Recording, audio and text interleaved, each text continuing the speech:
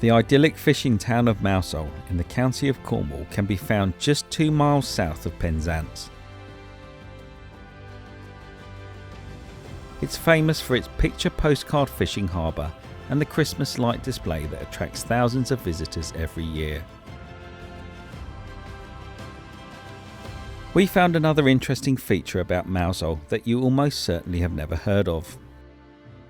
While searching in the deepest depths of the National Archives, we came across this old map, date stamped the 16th of October 1922. It shows a red line which is a proposed route for a submarine telegraph cable. The text on the map tells us that an existing cable is due to be rerouted and will land at Mousehole.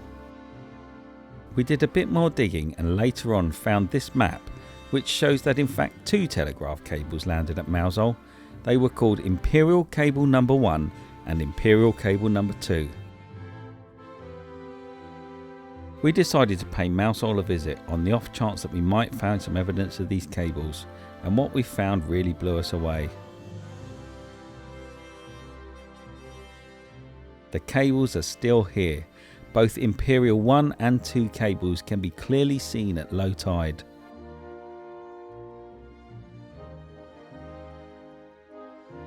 They are still protected by concrete, and at some places the cables have been damaged to the point where you can actually see the copper cores.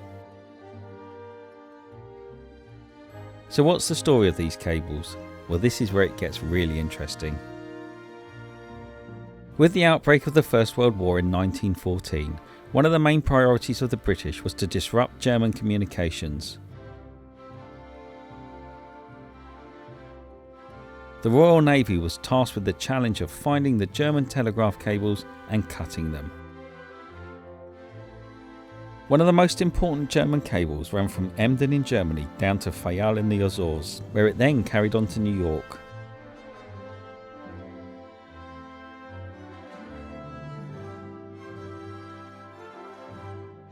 The cable was cut and captured in the Straits of Dover in the early part of the war, but it was left on the seabed until 1917, when it was recovered and rerouted here to Mousehole. Yes, that's right, we actually cut the German cable and stole it from them. The New York end was also cut and rerouted to Halifax in Nova Scotia, Canada, and this cable became the property of His Majesty's Postmaster General and was renamed as Imperial Cable No. 1. What's even more interesting is that this exact cable is actually listed in the Treaty of Versailles, which when signed in June of 1919 took away any legal claim Germany had to the cable. It was seen as a prize of war. The second cable has an equally colourful history. It was laid in 1874 by the Direct United States Telegraph Company. It ran from Harbour Grace in Newfoundland onto Halifax in Nova Scotia, and then it crossed the North Atlantic and landed at Ballinskelligs in Southern Ireland. The company was eventually swallowed up by Western Union, who operated the cable throughout the First World War. In 1921, the government decided it needed a second cable due to the problems it faced during the war with private companies owning all of the cables. The cable was at the time becoming very unreliable, so Western Union were more than happy to take the British government's £570,000, and the Postmaster General had his Imperial Cable No. 2. There was, however, a slight problem brewing over in Ireland. In 1922, civil war broke out and the cable landing stations came under constant attack by the IRA. It was decided that the safest course of action was to reroute the cable to Mousehole, where it was operated and maintained by the Post Office up until 1929, when it was sold to Imperial and International Communications Limited, which later became known as the world famous Cable and Wireless. That same year, the new owners cut the cable and diverted it to Porthcurno. Now that we know that the No. 2 cable was laid after the No. 1, it's easy to spot which one is which.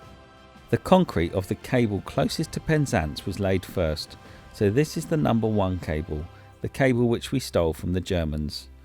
The No. 2 cable came later, so the concrete protection is on top of the first cable. This is also consistent with the map found in the archives. It's hard to imagine that these two rusting cables that have been here for almost 100 years have had such a colourful life and were the backbone of the British government. It's also worth remembering that one of the greatest British success stories in corporate history can be traced right back to this little Cornish town.